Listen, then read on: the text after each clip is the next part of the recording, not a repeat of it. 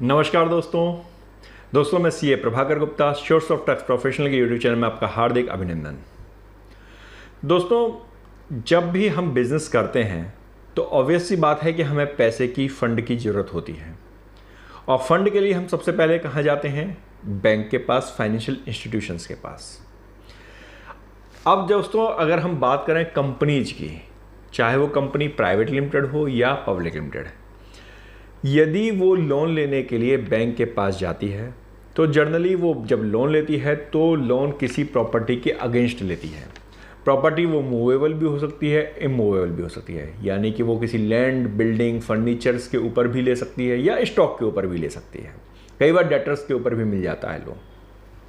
तो दोस्तों, जब भी कभी कंपनीज बैंक से लोन लेती हैं तो उन्हें उसकी इंफॉर्मेशन आरओसी को देनी होती है, यानी वो आरओसी को बताते हैं कि साहब हमने बैंक से ये लोन लिया हुआ है और इस प्रॉपर्टी के अगेंस्ट में हमने ये लोन ले रखा है। इस पार्ट को बोलते हैं चार्ज क्रिएशन। अगर हम लीगल एक्ट के लैंग्वेज में बात करें तो इसको बोलते हैं हम चार्ज क्रिएशन, यानी कि जब भी आप बैंक से कोई लोन लेंगे तो उस लोन की इंफॉर्मेशन आप आरओसी फॉर्म फाइल करके देंगे। वो फॉर्म होता है CHG1, यानी CHG1 चार्ज 1 जिसको आप बोल सकते हो।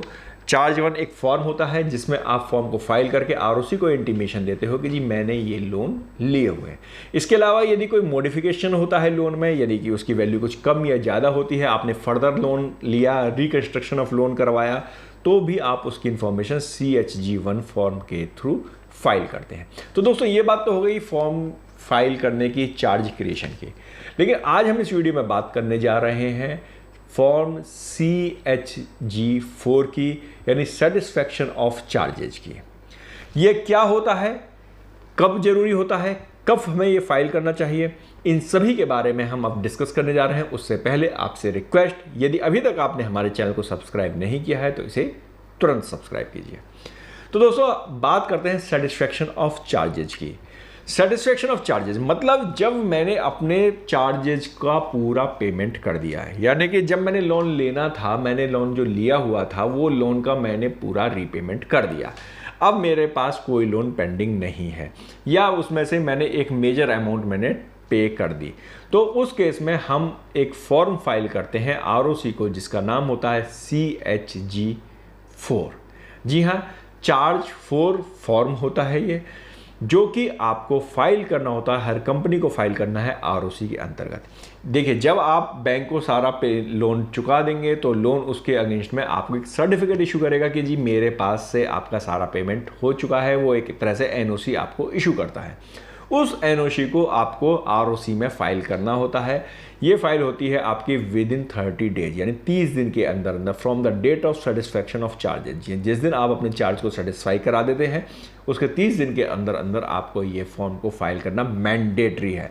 ध्यान रखिए वर्ड मैंडेटरी, ये फॉर्म फाइल करना मैंडेटरी है। यदि आप चार्ज के इस फॉर्म को फाइल नहीं करेंगे तो आपके जो आरओसी के जो डेटा है वहाँ पर आपके लोन हमेशा स्टैंड दिखाई देते रहेंगे कि जी ये लोन अभी भी आपको पे करना है।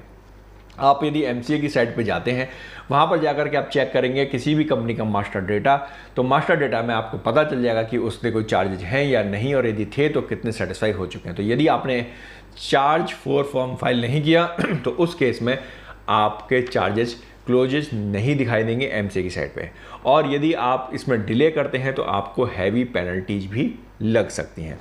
इसके अलावा दोस्तों, यदि आपको 30 दिन से ज़्यादा हो गए, अगर आप नहीं कर पाए तो क्या होगा? अगर आपके समय 30 दिन से ज़्यादा होता है तो आपको फिर सेंट्रल गवर्नमेंट से परमिशन लेनी होती है, उसमें फॉर्म फाइल करना होता है। तब आप उनसे परमिशन लेते हो कि सर मेरे को कंडोनेशन ऑफ डिले, जिसको हम कह सकते हैं कि कंडोनेशन ऑफ डिले के लिए परमिशन लेते हो, उसके बाद आप अपना फॉर्म को फाइल कर सकते हो। तो ध्यान रखिए, CHG4 फॉर्म्स हर कंपनी के लिए मैंडेटरी है। जब उसके चार्ज पूरी तरह सेटिस्फाई हो जाते हैं वो अपने चार्ज सेटिस्फैक्शन के लिए अपना CHG4 फॉर्म को फाइल कर सकती है। दोस्तों, इस संबंध में आपको यदि और भी कोई जानकारी की जरूरत हो तो आप हमें कमेंट बॉक्स में कमेंट लिख सकते हैं। और जैसा कि हमने आपसे पहले कहा, यदि अभी तक आपने हमारे चैनल को सब्सक्राइब नहीं किया है तो इसे तुरंत सब्सक्राइब कीजिए। धन्यवाद।